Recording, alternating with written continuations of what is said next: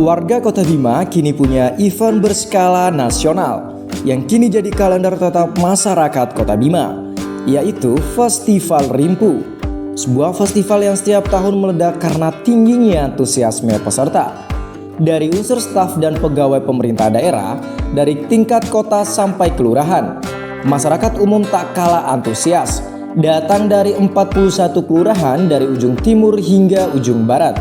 Bagaimana tidak meledak saat Festival Rimpu dihidupkan era Wali Kota Haji Muhammad Lutfi?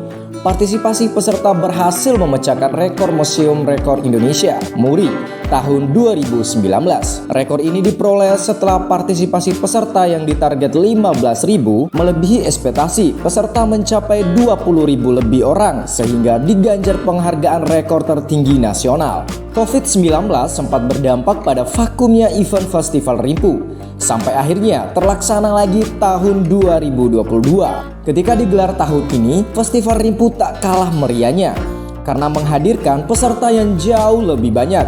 Jika tahun 2022 hadirkan 20.000 peserta, setahun kemudian jumlah peserta membludak hingga 70.000 lebih. Selain memecahkan rekor peserta sebelumnya, hadiah yang diberikan saat door prize 5 unit sepeda motor, berbagai hadiah elektronik lainnya.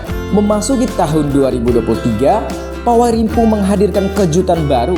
Lebih dari sekedar rekor yang diraih sebelumnya, Festival Kebanggaan Masyarakat Kota Bima ini rupanya mendapat apresiasi dari Kementerian Pariwisata RI, sehingga dinyatakan masuk dalam karisma event nasional. Atas kepercayaan ini, pejabat Wali Kota Bima Haji Muhammad Rum kemudian menindaklanjutinya dengan menggelar berskala nasional tanggal 25 sampai 27 April 2024. Dihadiri langsung oleh Menparekraf RI Sandiaga Salahuddin Uno. Bagaimana kemeriahan event tersebut? Berikut ulasan reportasenya. Selamat siang pemirsa NTB 1, saat ini saya berada di tengah-tengah lapangan Serasuba, tepatnya di tempat Pawai Rimpu Mantika Heritage of Bima 2024 dilaksanakan.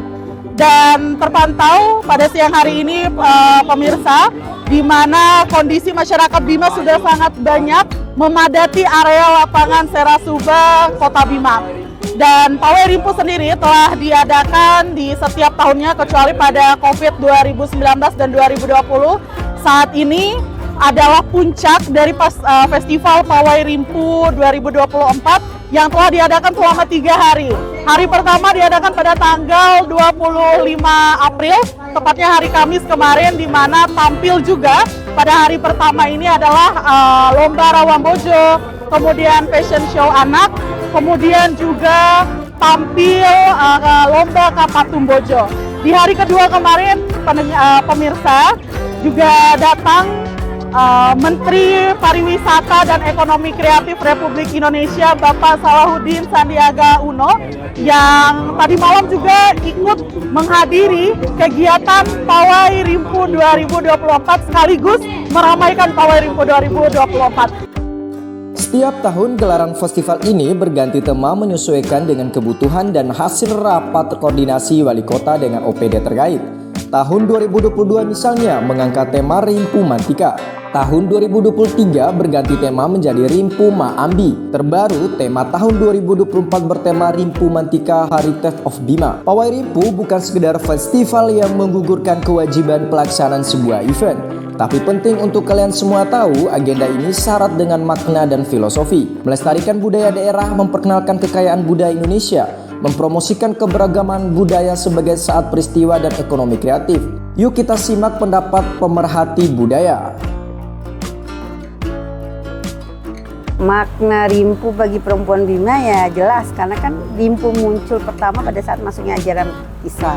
Terus maknanya menutup aurat, tetapi kalau kita lihat dari latar belakang historinya adalah dulu masuknya ajaran Islam itu masuknya perdagangan dari Arab. Masyarakat biasalah yang punya ruang komunikasi yang sangat efektif dengan jalur perdagangan dari luar, sehingga mereka melihat dari jilbab, jubah yang panjang itu punya inisiatif kenapa mereka juga tidak seperti itu, maka muncul sarung rimpu, tembeng goli yang biasa dipakai oleh masyarakat biasa itu hanya untuk selempang kalau laki-laki, untuk senggentu kalau perempuan, itu dipakai sebagai penutup kepala atau aura. Sebelumnya kan kita sudah pernah ada di event besar tentang tari kolosal rimpu. Bagaimana tanggapan tentang ada event-event yang menggunakan kostum rimpu, itu ya jelas harus diberikan apresiasi yang positif, karena dengan cara itulah kita bisa memulai aksi yang sederhana untuk menunjukkan bahwa rimpu itu milik kita, kearifan lokal yang memang harus dijaga dan dilestarikan dan dipahami maknanya dalam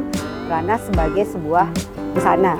Harapannya nggak muluk-muluk. Selama ini kan munculnya rimpu, ada momen untuk festival rimpu. Terus tiba-tiba ada momen tertentu di mana masyarakat paling tidak disarankan untuk menggunakan busana rimpu. Kenapa sih kita tidak memulai dengan dijadwalkan, diagendakan? Tiap pekan tuh adalah busana rimpunya. Setiap event itu jelas mendapatkan keuntungan itu sangat luar biasa kalau menurut saya, karena yang dijual itu kan hasil tenun asli kan gitu. Berbeda dengan kalau kita wilayah Jawa itu dia mesin, motifnya rimpu tetapi dari cetakan. Yang diharapkan adalah jika hanya sebatas menunggu momen tertentu untuk mempubliskan atau menjual produk golif itu, harusnya sih jangan gitu. Tapi kan penyebabnya pasti ada akan muncul alasan begini, karena mahal. Tidak semua orang bisa membutuhkan rimpu itu setiap saat, dalam arti ya udah deh nanti ini setahun sekali, 2 tahun sekali kebutuhannya ini masih bisa. Tapi padahal bisa dimanfaatkan untuk busana atau untuk dimanfaatkan untuk fungsi yang lain sebenarnya.